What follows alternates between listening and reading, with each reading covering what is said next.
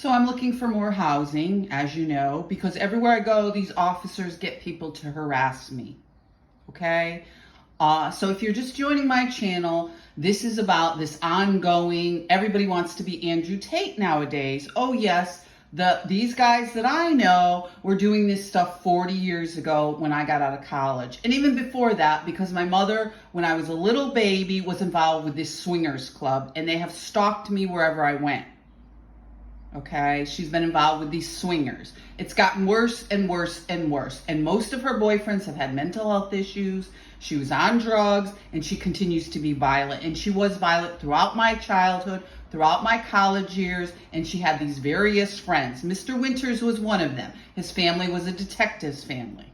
My neighbors up on the lake, Doug Hopkins, works for police. So you can see there's a lot of police involved, and this is why women will tell you not to date police. I was tricked into it. I came to Albany. My roommate, I told the story on a previous video, talked me into going to Lark Tavern. I didn't really want to because I had sort of had a phobia because my mother would often be violent. She beat a woman with a paint can one time, and officers did nothing. And officers have repeatedly done nothing. They did nothing with my ex-husband right before the divorce. He was arrested for a DWI. He's had numerous ones, and they all disappear.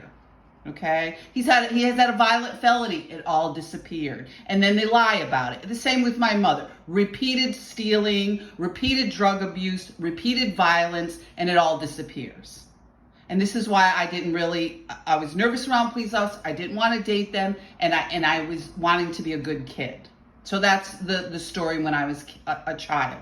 And then there's the sexual abuse that nobody wants to talk about. You go to these agencies, you bring up sexual abuse. My sister-in-law certainly was involved in those things, and she ended up passing away from being constantly harassed and harassed and harassed.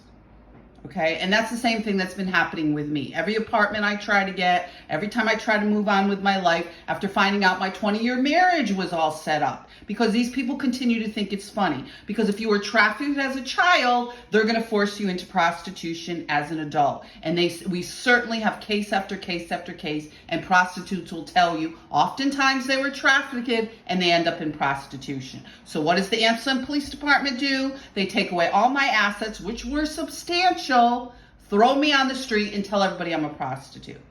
Okay? What they do up to my lake house. The neighbors, I find out 20 years later, Mr. Doug Hopkins works for the police. He works in Schenectady and Albany. Okay? So all these police stalking around, making up a bunch of stuff about an innocent victim to protect the people that are actually involved. The people that actually should have been arrested by another cop, Mr. Priamo, that should have been part of a formal complaint, because he went up there and every word out of his mouth was how crazy I was when I told him what was going on, and he arrested me. Okay, there was economic abuse, there was other nefarious things going on that I tried to put together and get a lawyer and do what I was supposed to do, and these men continue, because it's a joke to be Andrew Tate. It's a joke to bash around women. It's a joke to then traffic children that already had a horrible growing up, or try to do the right thing, or try to get on their feet, and I was one of those kids. I had a new car, I paid off 2 mortgages, they weren't big ones. It was a lake property, a little cabin, and a home in the city, a 2-family. And my ex-husband knew that when he went into the relationship, because he knew me growing up, because he was best friends with my cousin that was involved in some of this horrible stuff. Also had a history of sexual violence, alcoholism, drug use, his family. He got into drugs. His family has issues of alcoholism. His sister certainly was having inappropriate relations with him, and then doing stuff to me. Certainly when it came to photography, this was before sextortion, and we'll get more into sextortion, because she's continually made threats, and now making threats with Mr. Winters, because I took one picture of him in his underwear, because he kept posing all the time and wanting to set things up, and portraiture isn't what I do. So we need to get this story straight, and these people need to stop, because they've continued in my life. And they've continued here in Albany, because I tried to come back here to pursue my career, and I will probably be leaving now, because it's abhorrent what's going on here with housing. And certainly someone like myself that went to SUNY Albany, graduated here, tried to settle here, and was preyed upon by Mr. Winters and his friends. And then I come back here to get an apartment, and I had all this harassment over on State Street. So if you're just joining me, it's about reporting domestic violence, and this is how our law enforcement handles these issues. And certainly there's enough blame to go around because social services, the jail, the hospital, because I have all these nurses involved too that thought it was funny over there instead of doing their job. Nurses from my family, nurses that were neighbors, and nurses that continue this abuse, making stuff up about victims. We have 3 times the national average in Amsterdam of sex offenders, but nobody has any consideration for victims. And certainly when you're a child, which is what I was. Being preyed upon by neighbors, by my mother's boyfriend, by other men around. Okay, so you grow up, you put that behind you. They tell you it's just getting fresh. It's not a big deal. You go on with your life. You put yourself through college. And these people all get together again and think it's funny because now we have maps. We have people that actually have a movement.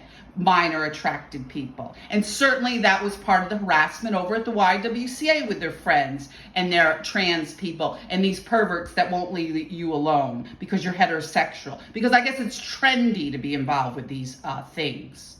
And certainly it revolves around consent because when you tell people no and you're heterosexual or you prefer vanilla sex or you've been married for 20 years and you're trying to sort out your life and you're in shock because you were sexually assaulted again and you didn't even know what it was because now you're a 55-year-old woman and you're shocked at the way people are dredging up things in your past to use that to insinuate you're somehow a pedophile, you're somehow a prostitute, you're somehow involved with the swingers club. Well, let's get the story straight. My mother, her friends, my father, and various other individuals were involved in the swingers club.